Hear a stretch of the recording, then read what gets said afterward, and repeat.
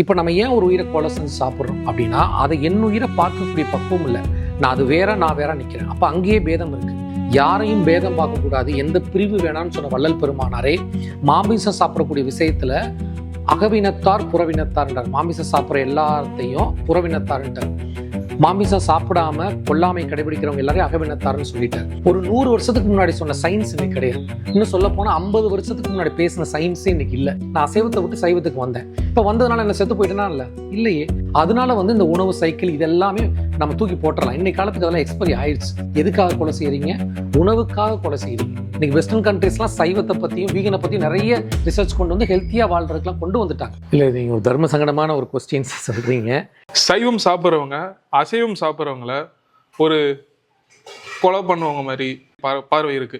குறிப்பாக சொல்லணும்னா இந்த வீகன் சொல்கிறாங்களா, அவங்க இன்னும் ரொம்ப மோசம். இந்த ஜீவகாரணியை ஃபாலோ பண்ணுற ஆட்கள் தான் இவங்க. இந்த இடத்துல எங்களை அசைவம் சாப்பிட்றவங்கள ஒரு தவறான கண்ணோட்டத்தில் பார்க்குறாங்கல்ல, அப்போ அந்த ஜீவகாரணிய மொழியிலேருந்தே அவங்க வேறுபட்டு போகிறாங்க. இதோடைய பார்வை உங்களுக்கு எப்படி இருக்குது? இல்லை, இது நீங்கள் இந்த நேரம் இந்த காலத்துக்கு சரியாக நீங்கள் கேட்டிருக்கீங்க. ஒரு நல்ல கேள்வி. ஏன்னா இது என்கிட்டயுமே நிறைய கம்ப்ளைண்ட்ஸ் கேட்குறாங்க. என்னென்னா, நீங்களாம் இப்போது பிறந்ததுலேருந்து அசைவம்லாம் சாப்பிட்டீங்க, திடீர்னு ஒரு நாள் நீங்கள்லாம் சைவமான உடனே எங்களை ரொம்ப கீழ்த்தரமாக பார்க்குறது, ரொம்ப தீண்டாமை செய்கிற மாதிரிலாம் பார்க்குறாங்களே, இது நியாயமா அப்படின்ற ஒரு கேள்வி இருக்குது. உண்மையிலே நியாயமான கேள்வி தான். இதை நம்ம இப்போ ரொம்ப பொறுமையை ஹேண்டில் பண்ணணும். காரணம் என்னென்னா, இப்போ வள்ளல் பெருமானாருக்கு முன் வள்ளல் பெருமானாருக்கு பின்னுன்னு வைக்கணும். அந்த சைவம் அசைவம் கொல்லாமை புலால் உண்ணாமைன்ற அந்த கருத்து தத்துவம் இருக்கு இல்லைங்களா? வள்ளல் பெருமானாருக்கு முன் உள்ள காலங்கள் என்பது, ஒருத்தர் சைவமாக இருக்காருன்னா அது எதை சார்ந்தது அப்படின்னு பார்த்தீங்கன்னா, மதம் சார்ந்தது, காஸ்ட்டு சாதி சார்ந்தது. ஒருத்தர் அசைவம் சாப்பிடாமல் இருக்கிறவரெல்லாம் உயர்ந்தவங்க, அசைவம் சாப்பிட்றவங்களாம் கீழே உள்ளவன்ற அந்த காஸ்ட்டை ஒட்டி இருந்ததுனால இந்த பேதம் இருந்துக்கிட்டே தான் இருந்தது. ஆனால் வள்ளுவர் சொல்லுவது, வள்ளல் பெருமான் சொல்லக்கூடிய கொல்லாமை புலால் உண்ணாமை என்பது இது கிடையவே கிடையாது. ஏன்னா இப்போ நம்ம ஏன் ஒரு உயிரை கொலை செஞ்சு சாப்பிட்றோம் அப்படின்னா, அதை என் உயிரை பார்க்கக்கூடிய பக்குவம் இல்லை. நான் அது வேற, நான் வேற நிற்கிறேன். அப்போ அங்கேயே பேதம் இருக்குது. இப்போ சமீபமாக பார்த்தீங்கன்னா நம்ம தீண்டாமை பேசுகிறோம், மனிதநேயம் பேசுகிறோம். மனிதநேயம்னா என்ன? மதம் சாதி பார்க்காம நம்ம மனிதர்கள் எல்லாம் ஒன்று அப்படின்றத இப்போ தான் பேசுகிறோம். வள்ளல் பெருமான் பேசுவது மனிதநேயத்தை கடந்து ஆன்மநேயம். எப்படி மனிதர்களுக்குள்ள மதம் சாதி பார்க்காம எல்லாரையும் ஒன்றா பாருங்கன்னு சொல்கிறோமோ, அதுபோல் ஆடு மாடு கோழி எல்லாம் வேற ஒரு உயிராக இருந்தாலும் அது எல்லாம் ஆன்மால ஒன்று அப்படின்னு சொல்லக்கூடும் பொழுது, வள்ளல் பெருமானாருக்கு முன்னாடி மதம் சாதி சார்ந்து நீங்கள் மாமிசம் சாப்பிடக்கூடிய சப்ஜெக்ட் அணுகுனதுனால நீங்கள் சொன்ன விஷயங்கள் இருந்தது. சரி, இப்போ வந்துருமே. வள்ளல் பெருமானார் சன்மார்க்கன்னு வரும்போது மதத்தினாலோ சாதியினாலேயோ ஒருத்தர் மாமிசம் சாப்பிட்றதுனால உயர்ந்து தாழ்ந்ததுன்னு கிடையவே கிடையாது. வள்ளல் பெருமான் தெளிவாக ஒரு அருட்பாலை சொல்கிறாரு, எத்துணையும் பேதம் ஊறாது. எந்த ஒரு அணு அளவு கூட ஒரு உயிரை பேதம் பார்க்கக்கூடாதுன்றார். எத்துணையும் பேதம் ஊறாது, எவ்வுயிரையும் தம்முயிரை பார்க்கக்கூடிய உணர்வு வச்சுக்கின்றார். அதனால தான் அந்த உணர்வுக்கு முதல் படி என்னது? ஒரு உயிரை கொலை செய்யக்கூடாது. ஏன்னா அது ஒரு உயிர். ஆனால் அதே நேரம் வள்ளல் பெருமான் சாடவே இல்லையா அப்படின்னா, வள்ளல் பெருமான் சில இடங்களில் கடுமையாக சாடுறார். எப்படி சாடுறாரு? யாரையும் பேதம் பார்க்கக்கூடாது, எந்த பிரிவு வேணாம்னு சொன்ன வள்ளல் பெருமானாரே மாமிசம் சாப்பிடக்கூடிய விஷயத்தில் அகவினத்தார் புறவினத்தார்ன்றார். மாமிசம் சாப்பிட்ற எல்லாத்தையும் புறவினத்தார்ன்றார். மாமிசம் சாப்பிடாம கொல்லாமை கடைபிடிக்கிறவங்க எல்லாரையும் அகவினத்தார்னு சொல்லிட்டார். சில இடத்துல கடுமையாக சாடுறாரு. காரணம் என்னென்னா, அந்த மனிதர்களுக்கு சில நேரம் ரொம்ப ஸ்ட்ராங்காக சொன்னதான் புரியுன்றதுக்காக சொல்லப்பட்டதே தவிர அவங்கள பேதம் பார்க்குறதோ இல்லை அவங்கள தாழ்த்தி பார்க்குறதோ அவர்களை கடிஞ்சு சொல்கிறதோ கிடையவே கிடையாது. பட் ஆனால் சில நேரம் நம்ம அதை உணர்த்துவதற்காக கடினமாக பேசுகிறோம். ஆனால் எந்த பேதம் பார்க்கறது கிடையவே கிடையாது. அப்படி பேதம் பார்த்தா வள்ளல் பெருமானாரோ சன்மார்க்க வழியில் கிடையாது.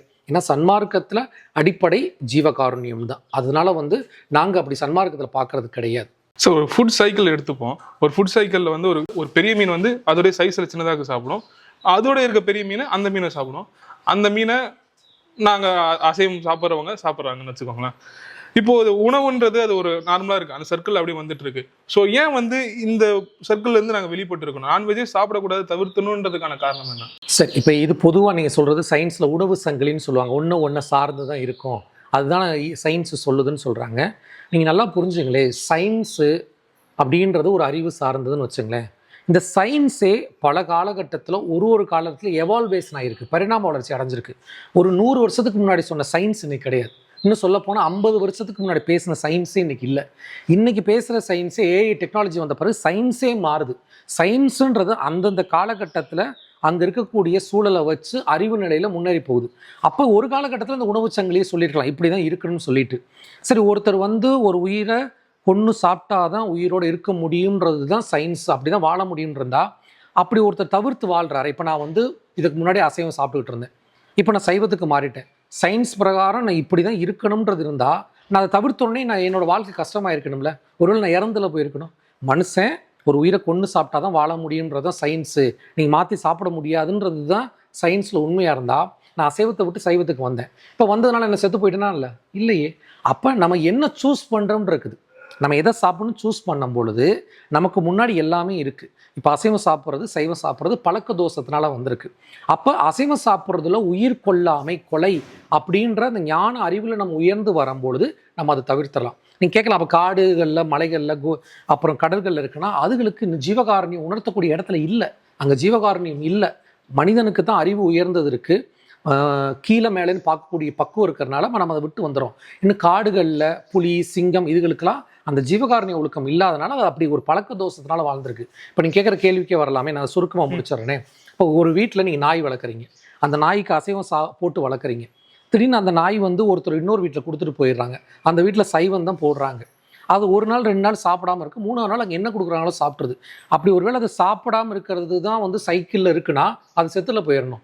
2 நாள் பார்க்குது, 3ஆவது நாள் என்ன கிடைக்குதோ சாப்பிட்றது. அப்போ இந்த அசைவம் சாப்பிடுவது என்பதே ஒரு பழக்க தோஷம் தான். அப்போ நம்ம அந்த பழக்க தோஷத்தை விடக்கூடிய இடத்துல மனிதன் இருக்கிறான். அதனால வந்து இந்த உணவு சைக்கிள் இதெல்லாமே நம்ம தூக்கி போட்டுடலாம். இன்னைக்கு காலத்துக்கு அதெல்லாம் எக்ஸ்பைரி ஆயிடுச்சு.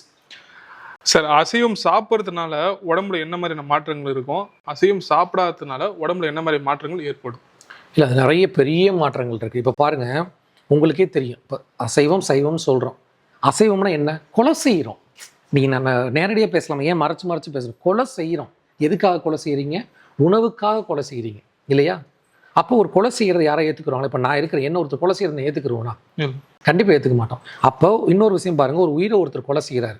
இப்போ என்ன ஒருத்தர் கொல்ல வர்றாரு அப்படின்னா என்னுடைய மனம் எப்படி இருக்கும்? என்னுடைய பதற்ற நிலை எப்படி இருக்கும்? என் ஒரு உயிர் போக போகுதுன்னா அந்த உயிருக்கு காப்பாற்றிக்கிறதுக்காக நான் என்ன வேணாலும் கொடுப்பேன். அப்போ ஒவ்வொரு உயிருக்கும் அதோட உயிர் ரொம்ப முக்கியம். அப்போ ஒரு உயிரை கொலை செய்கிறீங்கன்ற பொழுது அதோட வைப்ரேஷன் அது உடம்புல விஷமாக, பயத்தில் ஒரு ஆடை வந்து கொல்றாங்கன்னா கதறுது, துடிக்குது, அழுகுது, பயப்படுது. அப்புறம் அந்த பயத்தினால அந்த உடம்பே விஷமாயிருது. அப்போ உயிரை எடுத்துடுறோம். அப்போ உயிர் கொலைக்கு காரணமான அந்த கர்மாவுக்கு நீங்கள் காரணமாகிடுறீங்க. அதுக்கப்புறம் அந்த பயந்து அது விஷமான நச்ச உடம்புல சாப்பிட்றீங்கன்னா இந்த உடம்பு எப்படி இருக்கும்? இப்போ அழகாக பாருங்கள், இலை தழைகள், காய்கறிகள், கனிகள் இருக்குது. அதை நம்ம சாப்பிடும்போது உடம்பு ஆரோக்கியமாக இருக்கிறது நம்மளாலே உணர முடியுது. அடுத்து கடவுளியே எல்லாரும் கேட்பாங்க புரோட்டீன், உடனே புரோட்டீன் வந்துடுவாங்க. புரோட்டீனில் சைவத்தில் எவ்வளோ புரோட்டீன் இருக்குங்க, பிளான்ட் பேஸ்ட் புரோட்டீன்லாம் நிறைய வந்துருச்சு. நம்ம இன்றைக்கி எதுவுமே ரிசர்ச் பண்ணாமல் பேசுகிறோம். சயின்ஸ்னு சொல்கிறோம். சயின்ஸே இன்றைக்கி நிறைய ரிசர்ச் கொண்டு வந்துருச்சு. வீகனாக இருக்கிறதுல என்ன பெனிஃபிட் இருக்குது? இன்றைக்கி வெஸ்டர்ன் கண்ட்ரீஸ்லாம் சைவத்தை பற்றியும் வீகனை பற்றியும் நிறைய ரிசர்ச் கொண்டு வந்து ஹெல்த்தியாக வாழ்கிறதுக்கெலாம் கொண்டு வந்துட்டாங்க. இது நம்ம கண்டிப்பாக இந்த காலத்தில் இந்த பழக்கத்தை விட்டு வெளியே வந்துதாகணும். சைவமாக மாறும்போது உடம்புல ஆரோக்கியம், மனநிலை நிறைய மாறுது. சார், இன்றைக்கி நான் கொஞ்சம் கொஞ்சமாக நான்வெஜ் சாப்பிடாம வந்துட்டுருக்கோம். பொதுவாக வாழ்க்கையில் இப்போ எல்லாருமே சேஞ்சஸ் வந்துட்டு இருக்காங்கன்னு வச்சுக்கோங்களேன். இது போல் இருக்கவங்க இப்போ வள்ளலார் ஞான சபையில் வரணும், அங்கே இருக்கக்கூடிய ஜோதி பார்க்கணுன்னா மொத்தமாக பியூர் வெஜிடேரியன்ஸு, வீகன்ஸு இவங்க மட்டும் தான் வந்து பார்க்கணுமா? இல்லை நான் இப்போ தான் சேஞ்சஸ் இருக்கேன், ஆனால் நான் ரெகுலராக நான்வெஜ் சாப்பிட்டுருக்கேன், நான் வந்து அங்கே விசிட் பண்ணலான்ற மாதிரி இருக்கா? இல்லை, நீங்கள் ஒரு தர்ம சங்கடமான ஒரு கொஸ்டின்ஸ் சொல்கிறீங்க. ஏன்னா நீ இங்கே பாருங்களேன், நான் சன்மார்கி வள்ளல் பெருமானாரை ஃபாலோ பண்ணுறேன், சுத்த சன்மார்க்கத்தில் பயணிக்கிறேன்னா முதல் தகுதி புலால் விட்டுறது தான். ஆனால் இல்லைங்கய்யா, நான் இப்போ தான் உள்ளே வந்திருக்கிறேன், புலால் மறுக்கணுன்ற எண்ணம் வந்திருக்கு, நான் விட்டுக்கிட்டு இருக்கிறேன் அப்படின்ற பொழுது நான் உள்ளே வரலாமா அப்படின்னா, உள்ளே வரலாமா போகலாமான்றதோட மீனிங்கே என்னென்னா, இப்போ நீங்கள் ஞான சபைன்னு ஒரு சபை இருக்குது, அங்கே கொல்லாமை புலால் உண்ணாமை, கொலை போலை தவிர்த்துற மட்டும் வாங்கன்றாங்க. மற்றபடி நீங்கள் நான் என்ன சொல்லுவேன்னா, இப்படி என்ன தாட்ஸ் உங்களுக்குள்ள வந்துருச்சுல, இதுவே முதல் மாற்றம். ஆனால் நீங்கள் அடிக்கடி வாங்க, என்ன மாதிரி உள்ளே வாங்கன்ற மீனிங் எங்கேயெல்லாம் சத்சங்கம் நடக்குதோ, இப்போ வள்ளல் பெருமானாரை பற்றி பேசுகிறாங்க, எங்கேயெல்லாம் சத்சங்கம் இருக்கோ அதை பார்க்க வாங்க. ஏன்னா இப்போ ஆல்ரெடி உங்களுக்கு அந்த தாட் ப்ராசஸ் வந்துருச்சு. நீங்கள் இந்த மாதிரி வந்து உட்காந்து இந்த சூழலில் இருக்கும்போது தான் அது உடனடியாக நீங்கள் விடுறதுக்கு வாய்ப்பு இருக்குது. அதனால் தாராளமாக வரலாம். உள்ளே வரலாமான்ற மீனிங் என்னென்னா, நான் ஒரு கட்டடத்துக்குள்ளே வரதை பற்றி பேசலை, சன்மார்க்க கொள்கைக்குள்ளே நீங்கள் வரதுக்கு தாராளமாக வரலாம். இந்த வீடியோ பார்க்குற நீங்கள் இப்போ நீங்கள் நான்வெஜ் சாப்பிட்லாம், சாப்பிடாம இருக்கலாம், இப்போ விடணும்னு நினைக்கிறாங்க. இப்போ என்ன போல ஆள் சில பேர் இருக்காங்க, அவங்க எல்லாமே இப்போ தான் விட்டு கொஞ்சம் கொஞ்சமாக வரணும்னு நினைக்கிறாங்க. நீங்கள் என்ன பண்ணுறீங்க, அவங்கள வந்து ஒரு கொலை செஞ்சவங்க மாதிரி பார்க்குறீங்க. ஸோ அந்த மாதிரியான ஒரு எண்ணங்களை, கருத்துக்களை தவிர்த்துட்டு அவங்களை எப்படி வர வைக்கணுன்ற வழியை மட்டும் பார்த்தா இன்னும் ஜீவகாரணியும் சிறப்பாக இருக்கும்.